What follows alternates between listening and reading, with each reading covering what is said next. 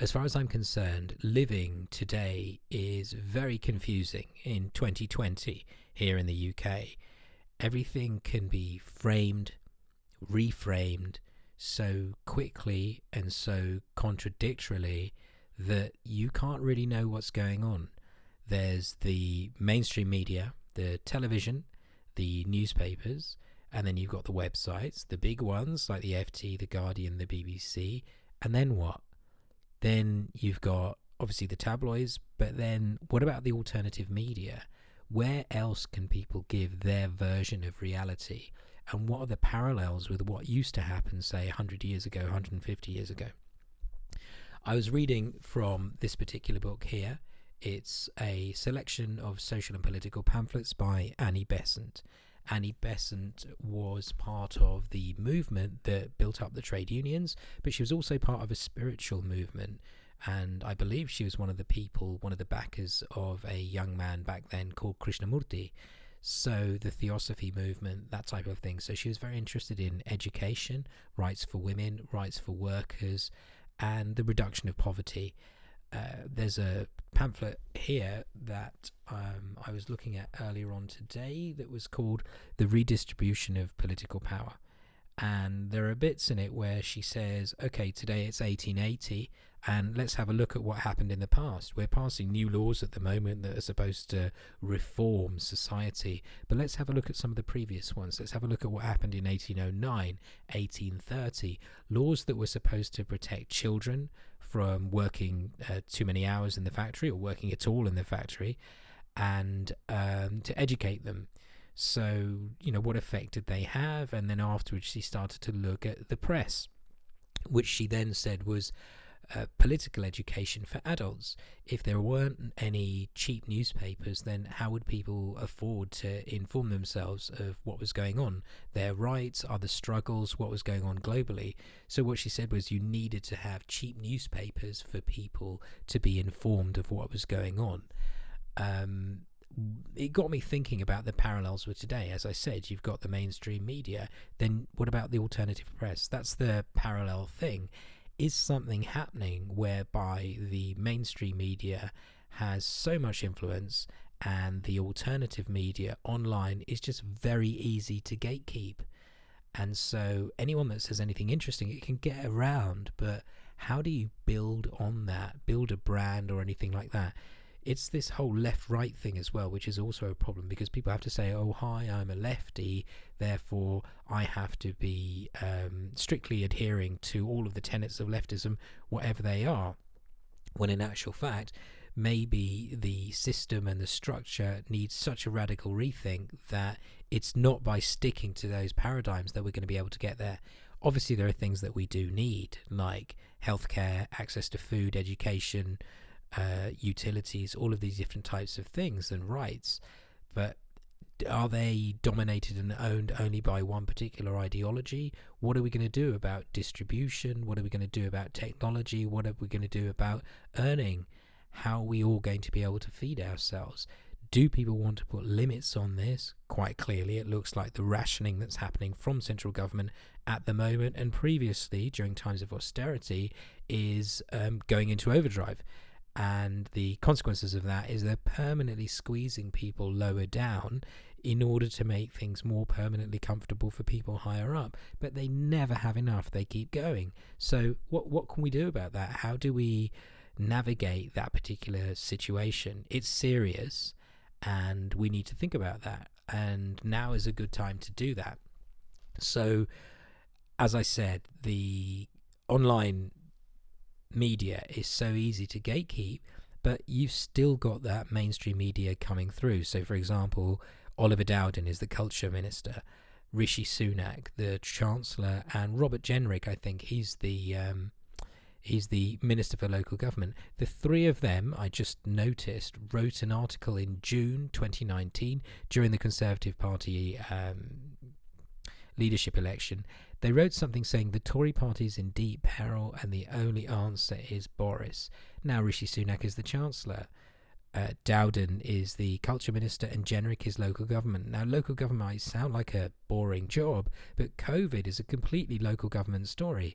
The health sector, the Department of Health and Social Care, they farmed out a lot of their responsibility to local councils, and central government cut the budgets to central councils big time over the last 10 years. So what we're seeing now is, sometimes people call it the vultures circling the carcass of local government. Essentially, they just can't afford to do any of the things they're supposed to do. And so what has that led to? They have said we are no longer, they said we're easing, they called them easements. They're no longer going to protect people who are disabled, elderly, children, the vulnerable, in certain local authorities. Birmingham, which is the second biggest city in the UK, as far as I know. You know, the UK is made up of cities as well as the countryside. Some people say that the cities are the motor of the economy, and it's not going to look after its old people, or its disabled, or the vulnerable children. And that's essentially what the easement is saying. That's an article from 4 or 5 days ago. When I look it up, it's consistent with what's coming out. Now, how's this okay? Then there's also been a new rule to do with, well, it's an update of a rule from 1984 about contagious diseases and all of the things that they are allowed to do. I don't know if they were always allowed to do them or if they've been updated now, but they're updating them now because that means they're going to start using them. And it's draconian stuff. You know, they're just going to go up to people, ask them questions about what they're doing, whether they've got a disease, and then afterwards they've got permission to come into your house, take everything, burn your house, your property, confiscate it, and put you in some sort of a hospital stroke detention. They can just do this. So you really don't want to be upsetting the authorities at the moment. All I'm doing here is saying that this is true, this is law. It's not me saying it's good or bad. I mean, I have a problem with it, but obviously I'm not powerful enough to be able to threaten these things. So look at what was happening in the 1880s and look at what's happening now. Is this regression? Do people feel comfortable about this? I'm sure many people will, because as we were saying before, a lot of thoughts are controlled and narratives dominated by the powers that be. So in the same way that cheap newspapers were said in the 1800s to be able to allow people a political education, to understand their rights, to understand where they wanted to invest their time and efforts politically, now we have this ability to communicate with each other, but the degree and extent of propaganda is so great, and you've got these bots, and you've got, in the same way that you have philanthropy on a huge scale, like supposedly Bill Gates, who's trying to vaccine everyone at the moment, then you've got little acts of kindness. So in the same way, you have large-scale propaganda, and then you've got low-level stuff, and that's what Cambridge Analytica was all about, micro-targeting. Well, it's one thing for a system to micro-target by pushing out adverts that psychologically manipulate the audience. Well, what about all of these individuals? There's people out there, they may be real, they may be manipulated, they may be paid, who are going around on the internet starting fights, trying to get people to have their reputations undermined, change their views, and win over public opinion. Sentiment. And there was a field that I remember hearing about 10 years ago called sentiment analysis. And it's not just about sentiment analysis now, it's about controlling sentiment. And that doesn't seem to be as difficult for the powers that be as one would have thought, say, a few years ago. I remember thinking, they'll never nail the internet. I mean, that is one place where they'll always be outnumbered by the opinions and the people of the many. But that's no longer the case. And you've got a lot of conservative, sympathizing, leaning, and just conservatives who are very high up in these organizations. I'm talking about, for example, Twitter. The head of public policy for Twitter is a guy called Chris Pickles. Is it Chris Pickles? I think that's his name. His name's Pickles anyway, and he Nick Pickles, and so he's a Tory. He ran to be Tory MP. He used to run Big Brother Watch. Didn't start it, but he ran it, and so he's in charge of policy for Twitter. So obviously he's going to do the necessary tweaks from a propaganda level to prevent dissent and to promote the types of views that he backs. It's enormously powerful, and sometimes people say, should tech have such influence and control and power over public opinion? freedom of speech, but they do, whether you like it or not. On the subject of Pickles, there's another Pickles, Eric Pickles. Now, he was the Minister for Local Government for many years, very big in Conservative Friends of Israel. He is from Bradford. He was the mayor of Bradford, I think, in the 80s, and he called it Bradford PLC. He pioneered a lot of the privatising in local government for Mrs. Thatcher. He did that, and he's friends with Christopher Chope, the guy from the upskirting controversy a couple of years ago. And he has been appointed a month ago. Not many people know this because there's been so much going on that it hasn't really been pointed out much. But Eric Pickles is now in charge of ACOBA, which is the Appointments Committee of Business and something. I can't remember exactly what it stands for, but that is the committee that's supposed to police what they call the revolving door.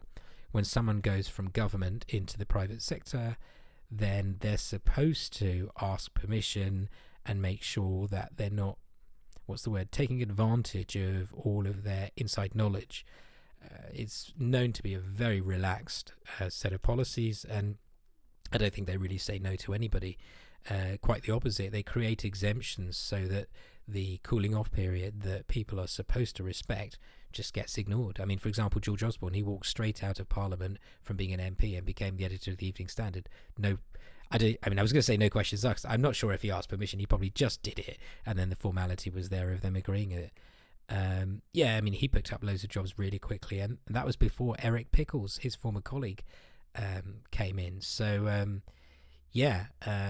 what I'm saying is the UK is just such an incredibly corrupt place, and there isn't much, it's not being hidden in particular. I mean, the papers report it, they distort the tone, etc. But, all of this stuff is happening.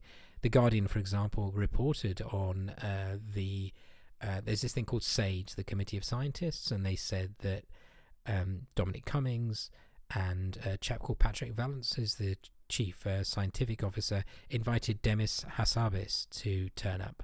Now, he's the CEO of DeepMind, so he's a Google executive, because DeepMind, which had lots of health contracts, including with the Royal Free Hospital and the NHS in general, has now been absorbed by Google Health.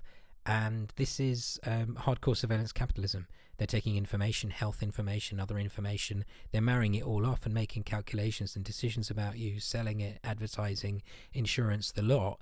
He's obviously a clever guy. He turned up to the COVID science committee, and obviously Google are pioneering all of the tracing apps. So there's conflicts of interest there. I mean, you want clever people there, but you also want to know, is this being policed? What are they actually doing? So there was a big debate about that last night. And also The Guardian did an article on this company called Faculty. Faculty, along with Palantir, a big military data company run by Peter Thiel, who is Donald Trump's tech advisor. Palantir and Faculty have the one of the COVID tracing contracts with the NHS and NHSX and all this kind of stuff. The thing is that Faculty is an AI firm which is run by a guy called, I think, Mark Webber, something like that, or Webster. Anyway, his brother ran the data operation for Vote Leave, and now he's the CEO of a company that has the contract to use AI to do all the tracing on COVID in the UK, and that's hardcore surveillance. And the other thing that sort of tops the whole thing, The Guardian, who through their head of investigations, Paul Lewis, were doing this investigation, it turned out, were invested in Faculty through Guardian Venture Capital, GVG, can't remember what it stands for, but Guardian Venture Capital invested in this firm that has the contract. They say they only have a minor shareholding, but I mean, who cares? This is what's going on. So revolving door, and then various investments, corruption, nepotism. I mean, it's just all going off. We haven't even started talking about Europe. This is where we are. And yeah, at some point, what do we do with this information? Do we just gather it and leave it? I'm not saying we should kick off, but at the same time, I think, I'm not saying we should sabotage either, because, we want everybody to be okay. But what do we do? Because there's very little influence that any normal person is going to have over these processes.